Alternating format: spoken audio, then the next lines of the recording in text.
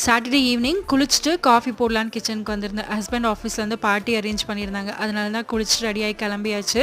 அங்கே வந்து பார்த்திங்கன்னா ப்ரைஸ் டிஸ்ட்ரிபியூஷன்லாம் முடிச்சுட்டு இந்த குட்டீஸ் டான்ஸ்லாம் ஆடினாங்க. சூப்பராக இருந்தது. எல்லாம் முடிகிறதுக்கே வந்து 10 கிட்ட ஆயிடுச்சு. கீழே தான் வந்து டின்னர் வந்து அரேஞ்ச் பண்ணியிருந்தாங்க. இந்த ஹோட்டலோட ஆம்பியன்ஸ் பார்த்திங்கன்னா ரொம்ப சூப்பராக இருந்தது. இந்த லிஃப்ட்லாம் பார்த்திங்கன்னா ஏதோ ஒரு ஃபேமஸ் மூவியில் வந்திருக்கும் அந்த மாதிரி இருந்தது. எல்லாம் வந்து கீழே சாப்பிட்றதுக்கு போயிட்டோம். என் பஃபேல ரொம்ப பிடிச்சது என்னென்னா நிறைய வெரைட்டி இருக்கும்.